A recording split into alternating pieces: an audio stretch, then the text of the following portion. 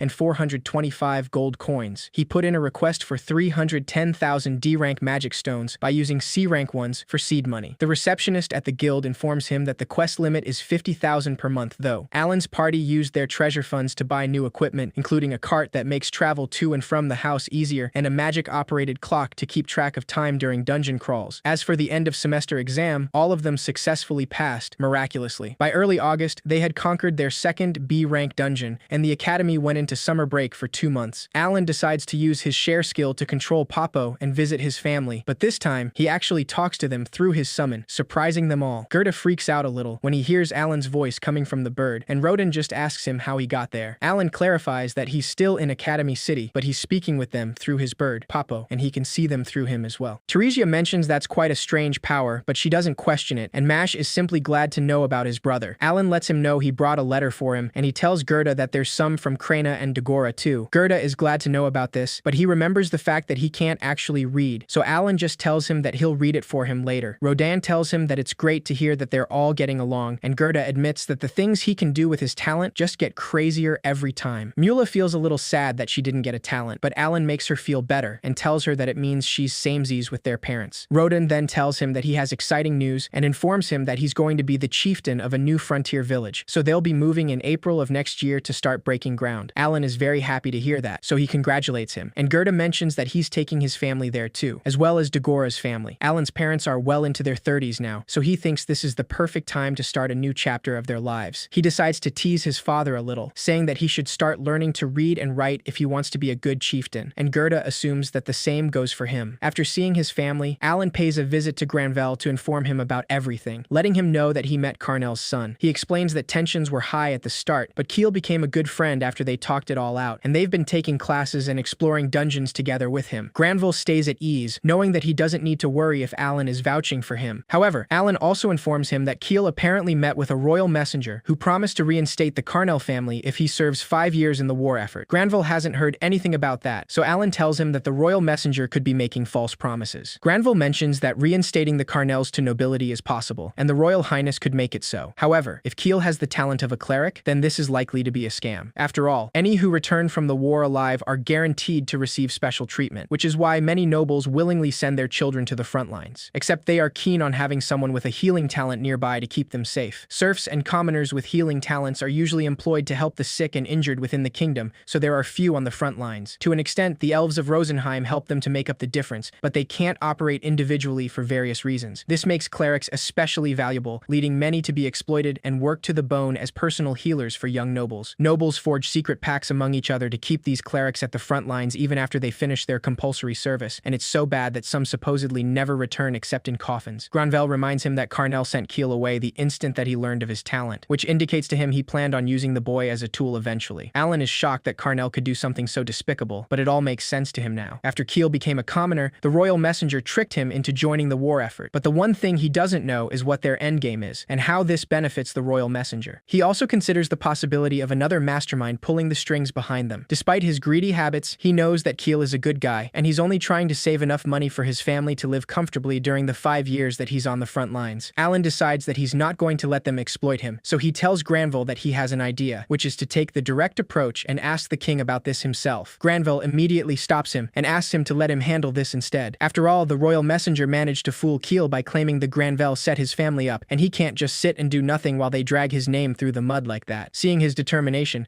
Alan decides to give in, saying that they won't be going to the front lines for some time yet, so he'll leave it to him. Alan's party got more time to go dungeon crawling over summer break, and eventually, they conquered their 3rd B-rank dungeon. They all receive their updated adventurer cards, and most of the adventurers in the guild are shocked to know that they're B-rank, even though they're still students. The receptionist assumes that their party will attempt to clear an A-rank dungeon next, so she warns them that there are very few adventurers who explore the A-rank dungeons. This is due to the overly formidable boss monsters on the last floor, and since they may contain traps of an unknown nature, she recommends they review the available documentation carefully. She also mentions that for suitable gear, she recommends they participate in the auctions held by the Adventurers Guild. They can earn good money by putting their own item drops up for auction, or they can participate in the bidding to obtain rare items instead. Alan doesn't even let her finish and excitedly asks her if there are any MP recovery rings, but she apologizes and clarifies that they don't have any of those, as far as she knows. She's heard of HP recovery or poison resistance rings showing up on rare occasions though. Alan figured it wouldn't be that easy, but he still thinks these auctions sound like an event with a lot of potential. Dagora asks him what the plan is, wanting to know if they're going to tackle an A-rank dungeon soon. Alan immediately confirms it, saying that it's down to business as soon as they review the details and get the right equipment. Once they get that done, the party dives into the A-rank dungeon, but they don't move from the first floor and spend a few nights camping there. Alan sent Hawkins scouting all night while they slept, but there's still no sign of the finish line, which let him know that A-rank dungeons are way too big. They even lost count of how many days they spent on this floor alone, and Dagora already wants to go home. Alan asks Maria if any monsters attacked them, and she informs him that a few did, but she killed them all. After this, the party decides to move forward, and they soon find 2 orc kings and 1 cyclops. Dagora and Krina decide to charge at them head-on, so Alan sees that B-rank monsters don't spook them anymore. Krina uses her slash skill, while Dagora uses full might, and she manages to take down one of the orc kings in no time. Cecil then casts Flame Lance to charge against the cyclops to keep it at bay, and Dagora continues fighting the remaining orc king, saying that he's almost done. However, as soon as the orc king falls defeated, the cyclops attacks him from behind, pushing him away. Cecil runs to help him without thinking, but just when Dagora falls, one of the tiles under him activates a trap. Both Cecil and Dagora suddenly disappear along with Fran, so Alan assumes they fell into a teleport trap, which means they got sent to a different part of the dungeon. They have no time to lose now, so he asks Krina to take out the Cyclops, while he creates as many Maria cards as he can. After summoning them, he asks them to take many Fronds of Life and Seeds of Magic items with them, then go find Cecil and Dagora. Krina uses her skill to take out the Cyclops in no time, and she immediately says that they must go save them. Alan tells her that they won't find them by rushing around recklessly, and clarifies that he already has his summons Alan's searching for them, so they just have to wait for now. Meanwhile, Dagora and Cecil are somewhere in the dungeon, surrounded by high-level monsters. Dagora does his best to defend Cecil, using his skill against them as she casts flame lances from a distance. However, her magic can only do so much against them, and Dagora is already exhausted, so he can't keep up for much longer. One of the monsters sends him flying with a punch, so Dagora uses Frond of Life to heal himself. Not even that is enough to heal him completely though, and that was the last healing item he had. Cecil doesn't have any left either, and they're completely cornered now, so the situation couldn't be worse. When all the monsters charge at them at once, Maria finally finds them, so she immediately uses Poltergeist to clear the entire floor in a matter of seconds. Once the monsters are gone, she gives Dagora and Cecil a Frond of Life so they can recover. Alan uses the share skill to see them, and informs the others that he found them.